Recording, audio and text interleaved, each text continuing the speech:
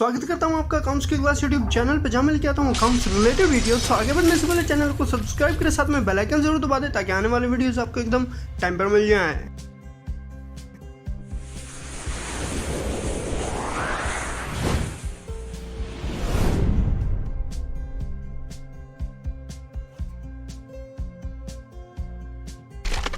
So without any further delay, let us get started with today's video titled How to Activate GST in Tally RP9।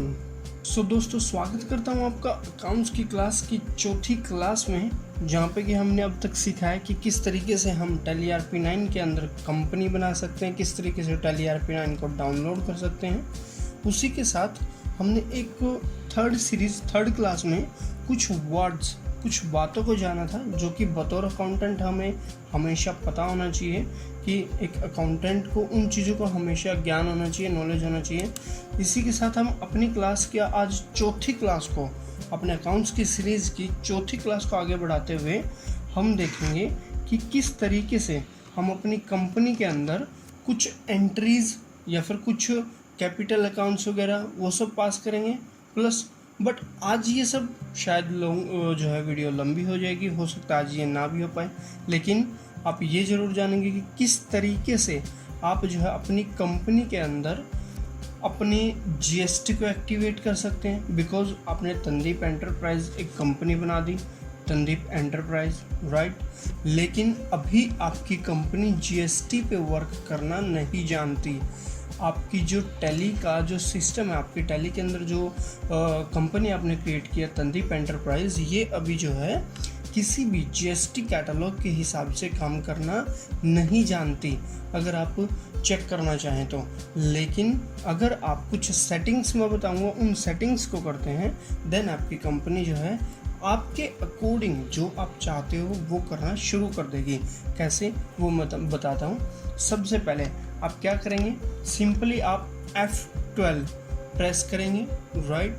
Simply F12 press करने के बाद आप कुछ जाएंगे general settings के अंदर। सबसे पहले यहाँ पे चेक करेंगे कि हमारी कोई भी सेटिंग्स जो भी हमारी हैं as it is by default में जो भी चेक करता जा रहा हूँ, आपको बाय डिफ़ॉल्ट बना के रखनी है, कोई भी आपको चेंज नहीं करना है। अगर कोई चेंज है सेटिंग्स के अंदर, देन आपको वो इमीडिएटली चेंज कर लेना है, और यही चेंजेस लेके आना है जो भी मैं अभी यहाँ पे रख रहा हूँ। डेट, मंथ, ईयर, यही हम पैटर्न रखेंगे।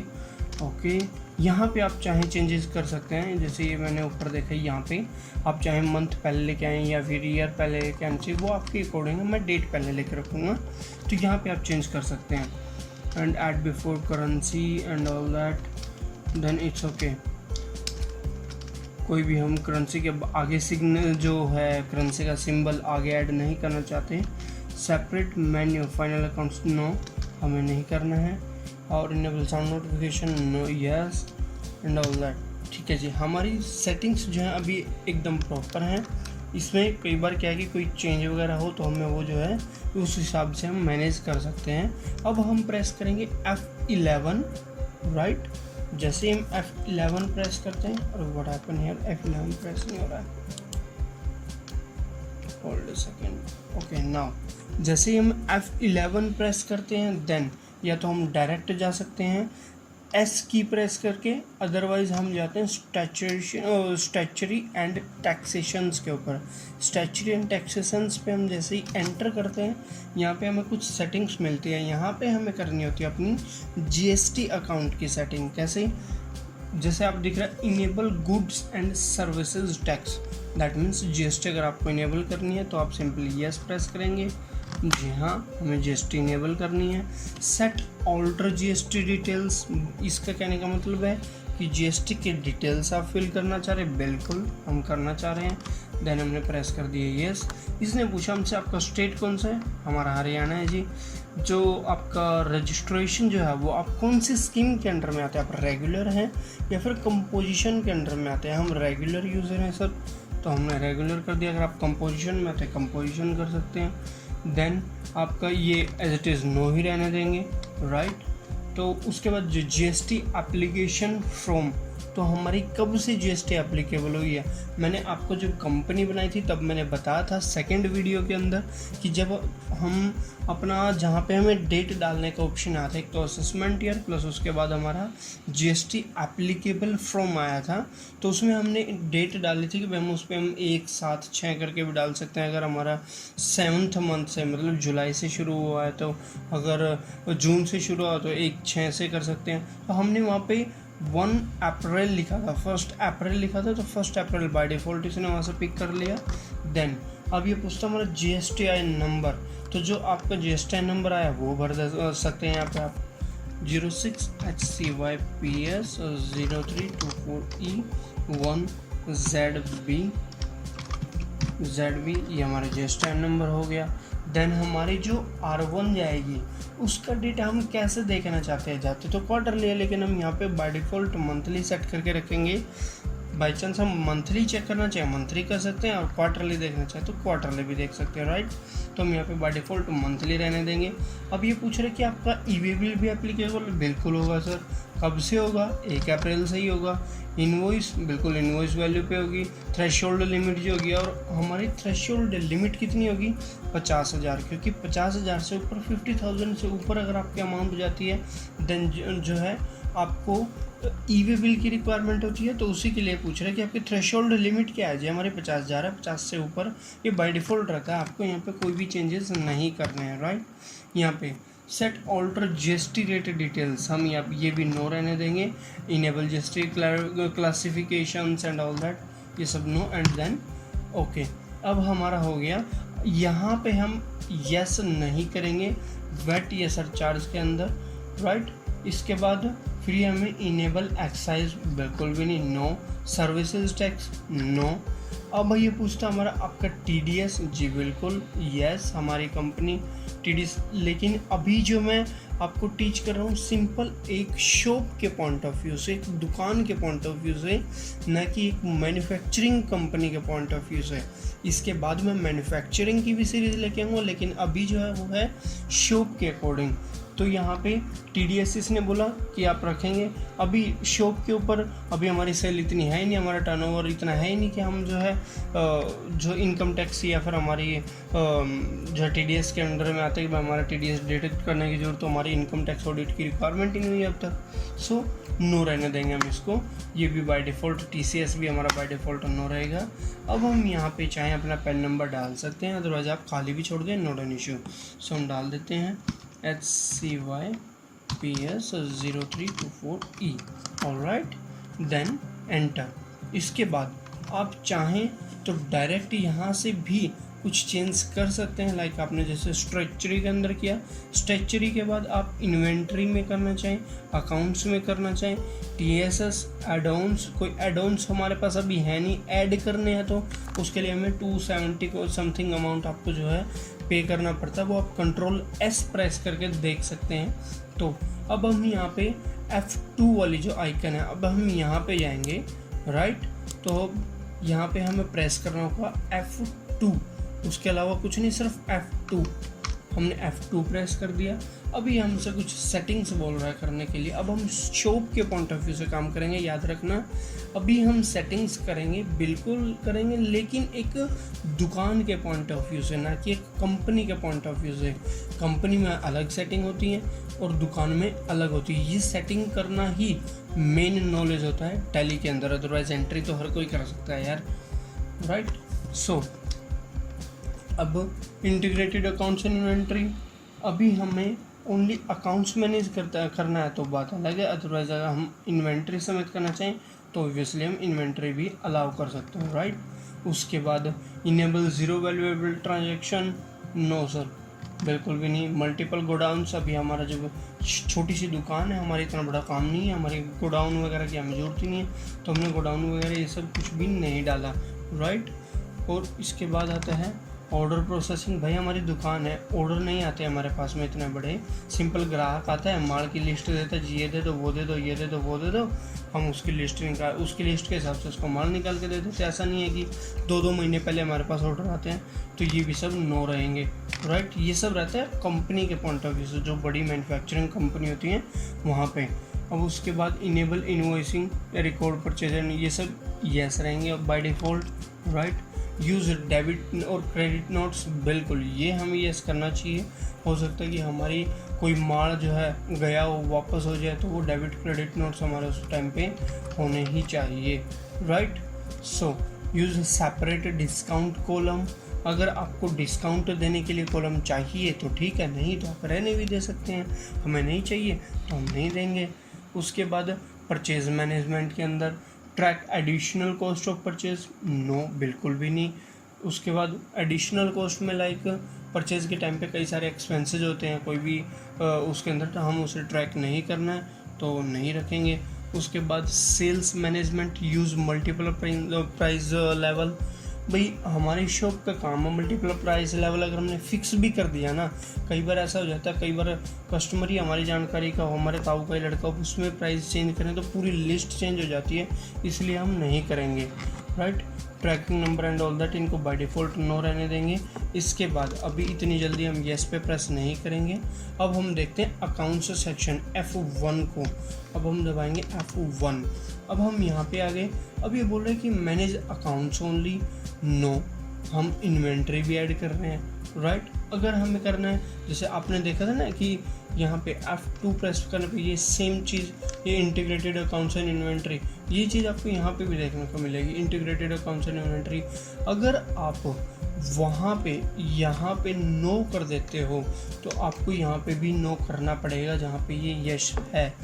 यहाँ पे फिर ये मेंटेन अकाउंट्स ओनली, ये यस हो जाएगा, और इंटीग्रेटेड अकाउंट्स एंड इन्वेंट्री ये नो हो जाएगा। इसमें फिर आप क्या कर पाओगे, आप अपने गोडाउन का कोई माल बनाना चाहो, आप मान लो कि किसी को माल बेचा, आपको उसका बिल बनाना है, तो आप उसके माल के हिसाब से बिल नहीं बना सकते, बल्कि आप वहाँ पे क्या करना पड़ेगा आपको, अब आपको वहाँ पे सिंपल सेल्स अकाउंट या फिर आप सेल्स लेजर के नाम से खाली सेल्स लिख सकते हो। उसके बाद उसकी अमाउंट भरोगे, भाई इतने हज़ार रुपये इतने लाख रुपए की सेल की है, इतने % GST है, और वो सब आप इस तरीके से कर पाओगे। ऐसा नहीं कर पाओगे कि भाई उसने 5 किलो गेहूँ खरीदे हैं तो 5 किलो गेहूँ, 3 किलो चावल, 1 किलो चीनी, इस तरीके से आप नहीं एंटर कर पाओगे उस चीज़ को, राइट। देन आप यहाँ पे इसको नो ही रहने देंगे। ये सब मैं आपको बस समझाने के पर्पज़ से ये सब रख रहा हूँ। अगर आप अकाउंट्स मैनेज कर रहे हो, खाली इन्वेंट्री नहीं कर रहे हो, देन ऑब्वियसली आपको यहाँ पे यस करना होगा कि आप सिर्फ अकाउंट्स मैनेज करोगे। आप सिर्फ अकाउंट्स ही मैनेज करते हुए बताओगे कि हाँ मैं अकाउंट्स मैनेज करता हूँ और कुछ भी नहीं। उसके बाद यहाँ पे नो करना पड़ेगा आप, और साथ में ही यहाँ पे भी इस कॉलम पे भी आपको नो करना पड़ेगा कि मैं सिर्फ अकाउंट्स मैनेज करूँगा, इन्वेंट्री नहीं देखूँगा। देन आपका सारा जितना भी यहाँ पे परेशानी है सब खत्म हो जाएंगी, फिर आपको कोई टेंशन लेने की ज़रूरत ही नहीं है। अब साथ में use income and expenses and all that, देखो वीडियो थोड़ी लंबी ना बन जाए इसलिए मैं जल्दी जल्दी बताऊँगा इन चीज़ों को। Outstanding management, maintain bill wise details, obviously हम यस रखेंगे कि हमें बिल वाइज डिटेल्स मैनेज करके रखनी है, ऐसा नहीं है कि ऊपर नीचे हो, right. Non trading accounts also no, बिल्कुल भी नहीं। तो then activate interest calculation, no, हमें इंटरेस्ट किसी पे लगाने, मान लो कोई उधार लेके चला जाए, हम क्यों काम को उस पर इंटरेस्ट लगाए, हमारी उधार आ जाए भगवान की दया से वही बहुत ज़्यादा है, तो वो सब हम नहीं करने वाले हैं। कॉस्ट प्रॉफिट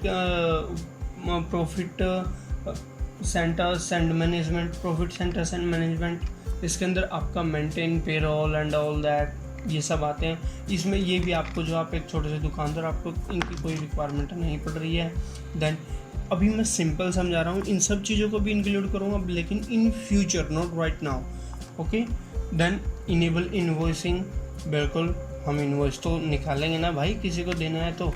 और हमने ऑब्वियसली पहले डेबिट क्रेडिट नोट्स को एक्टिवेट किया हुआ है। डेबिट क्रेडिट नोट्स का क्या रहता है कि हम मान लो कि कोई माल हमारा ख़राब आ जाए, हमें उल्टा करना पड़ जाए, या फिर हमारा कोई माल हमने बेचा है और कस्टमर उल्टा कर दे, तो वापस भेज देते ना कस्टमर भी कि जी हमें ये नहीं चाहिए, हमें दूसरा चाहिएगा, हमारा बिल तो कट गया। तो क्या करेंगे, उसको हम अपने रिटर्न में एंट्री करते हैं, तो उसके लिए डेबिट और क्रेडिट नोट्स की रिक्वायरमेंट होती है। Then maintain budgets and control, बिल्कुल भी नहीं, हमें कोई ज़रूरत नहीं इस चीज़ की भी, राइट। उसके बाद जनरल एंड ऑल दैट, ये सब हमें अब बैंकिंग फीचर्स के अंदर ऑब्वियसली हम इनेबल चेक प्रिंटिंग बिल्कुल भी नहीं, हम इसे बंद रखेंगे, क्योंकि अगर हम यहाँ पे बंद क्या नाम यस रखते हैं ना, तो बार बार जैसे हम चेक की एंट्री डालते हैं तो फिर वो बैंक रिकॉन्सिलेशन में बार बार हमें प्रिंट करने का ऑप्शन देता है, जो मुझे बड़ा इरिटेट करता है। आप चाहें तो यस भी रख सकते हैं, कोई इशू नहीं है, राइट। सेट ऑल्ट्रो transactions type and all that, ये सब हमें नहीं चाहिए अभी, राइट। तो उसके बाद जीरो वैल्यू ट्रांजेक्शंस, नो, यहाँ पे नहीं करूँगा मैं। Maintain multiple mailing details for company and ledgers, then no. Enable company logo, no, हमारी दुकान है यार, कहाँ कंपनी इतनी बड़ी के लोगो डालें हम, राइट। देन हम इस पे क्या करेंगे, यहाँ पे सिंपल अब येस प्रेस करेंगे। जैसे एंटर करने के बाद ये सब काम जो आगे बढ़ रहे थे हम एंटर दबाने के बाद ही आगे बढ़ा जाता है, ओके। देन यहाँ पे मैंने बताया था एड ऑन्स आप ले सकते हैं। स्ट्रेचरी टैक्सेशंस हो गया आपका, इन्वेंट्री भी आपने कर दिया जो आपने F2 दबा के किया था, और ये अकाउंटिंग भी कर दिया जो आपने F1 दबा के किया था, राइट। देन आप डायरेक्ट करेंगे यहाँ से क्विट। अब आप अकाउंट मैनेज करने के लिए रेडी हैं, लेकिन छोटा सा चेंज और कर लेते हैं हम यहाँ पे। हम आते हैं सबसे पहले अपने अकाउंट्स इन्फो में। अकाउंट्स इन्फो में आने के बाद नीचे से ये दूसरे नंबर का वाउचर टाइप्स यहाँ पे जाके एंटर करेंगे। देन इसको हम ऑल्टर करेंगे। इसमें क्या क्या ऑल्टर करेंगे हम करेंगे परचेज़ को जो परचेज़ रहती है, इसमें जैसे हम परचेज़ की एंट्री डालेंगे तो बिल ये बाय डिफ़ॉल्ट टैली अपने आप बना के रखेगी, लेकिन वो हमें, क्योंकि अब हम माल कहीं और से खरीद के लाएंगे तो बिल हमारी टैली के हिसाब से नहीं होगा ना। उसके ऊपर एक कंपनी है एक्स, दूसरी है वाई, तीसरी है जेड। एक्स ने 12 नंबर बिल दिया है, वाई ने 1 नंबर दिया है, जेड ने 50 नंबर दिया है। तो टैली अपने हिसाब से 1 2 3 4 करेगी, तो हमें वो मैनुअल करना है। मैनुअल यहाँ पे हमने सेट कर दिया। तो अब वो क्या होगा, मैनुअली जो भी हम बिल डालना है तो उससे डालने से पहले हमें पूछेगी भाई बिल नंबर क्या है। सेम इसी तरीके से अगर आप चाहो तो सेल्स के ऊपर करना, कोई इशू नहीं है, सेल्स के ऊपर भी कर सकते हो, लेकिन सेल्स के ऊपर आप ना करो तो ज़्यादा अच्छा है, बिकॉज आपका सीरीज़ में चलता रहेगा, राइट। उसके बाद आपका डेबिट क्रेडिट नोट्स के ऊपर भी आप कर ही दीजिए मैनुअल, बिल्कुल। आप जब एंट्री करेंगे आपका रिटर्न, ये नहीं पता कौन सा बिल आ गया। देन हाँ, एक और बात, मैंने अभी यहाँ पे डाला और डायरेक्ट मैंने यहाँ मैनुअल पे सिलेक्ट करने के बाद एकदम से मैं ऐसे करते हुए नहीं गया। क्यों? प्लग झपकते ही मैं बाहर कैसे चला गया? ये होता है कंट्रोल ए से। कोई भी चीज़ जो हमने कर ली है उसके बाद हम सिंपल कंट्रोल ए अगर प्रेस कर देते हैं देन वो चीज़ हमारी सेव हो जाती है। सेम लाइक दैट, मान लो कि मैं डेबिट नोट्स के ऊपर गया, मैंने जो है ऑटोमेटिक से यहाँ पे मैनुअल पे सिलेक्ट किया, देन कंट्रोल ए प्रेस करते ही वो मेरी सेव होगी, राइट। अब मैं दोबारा खोल के देखता हूँ डेबिट नोट्स को, आ गया ना मैनुअल। सो इस तरीके से हम कंट्रोल ए प्रेस करके उसको इमीडिएटली क्विक सेव कर सकते हैं। ये हमारी प्रोडक्टिविटी को, हमारी स्पीड को एनहांस करती हैं। छोटी छोटी चीज़ें शॉर्टकट्स हैं, धीरे धीरे ये भी चीज़ें आएंगी, सब कुछ मैं समझाऊंगा एक एक करके, ऑलराइट। इन्वेंट्री पे भी हमारे ज़्यादा नहीं रहेगा। ये तो हमारी थी कुछ सेटिंग्स, राइट। सो वीडियो थोड़ी सी मुझे लग रहा है कि थोड़ी लंबी हो रही है, तो आज बस इतना ही। हम बस बेसिक सेटिंग्स जान रखे हैं। हमने कुछ एक छोटी सी दुकान के लेवल पे, एक छोटी शॉप के लेवल पे हमने कुछ सेटिंग्स जानी कि एक छोटे दुकानदार को क्या ज़रूरत होती है, क्या क्या नहीं रहती है, वो सब हमने मैनेज किया। इससे पहले भी हमारी 3 वीडियोस आ चुकी हैं जो कि इन्हीं चीज़ों से रिलेटेड थी। इन्हीं चीज़ों में आई मीन टू से कि हमने किस तरीके से टैली अपने कंपनी में, अपने कंप्यूटर में डाउनलोड करनी है। उसके बाद अगली वीडियो आई जिसमें कि हमने बताया कि भाई किस तरीके से हम कंपनी बना सकते हैं। दूसरी जो वीडियो थी उसमें ये सब चीज़ें एक्सप्लेन की गई। तीसरी वीडियो थी उसमें एक्सप्लेन किया गया अच्छे से कि भाई कुछ टर्म्स हैं जो कि एक बतौर अकाउंटेंट आपको हमेशा याद रहनी चाहिए, जो आपके हमेशा माइंड में रहनी चाहिए कि भाई जीएसटी क्या है, आईजीएसटी क्या होता है, सीजीएसटी क्या होता है, टीडीएस क्या होता है, टीसीएस क्या होता है, आपका डेबिटर्स क्या होते हैं, क्रेडिटर्स कौन होते हैं, प्रॉफिट एंड लॉस क्या होता है, ट्रेडिंग अकाउंट क्या होता है, इन सब चीज़ों के रिगार्डिंग लाइक बहुत सारी टर्म्स हैं जो कि आपको ऑलवेज आपके माइंड में रहनी चाहिए। कुछ एक्सपेंसेस की भी टर्म्स हैं लेकिन मैंने उनको उसमें कवर नहीं किया था, उसके लिए एक सेपरेट वीडियो बनाऊंगा, अदरवाइज वीडियो बहुत लंबी हो जाती है। So that's all for today. अब तक आपने अगर किसी वीडियो को नहीं देखा है, लिंक डिस्क्रिप्शन में है, जल्दी से जाइए, एक्सेस कीजिए वीडियोज़ को, then enjoy your life. Thank you so much.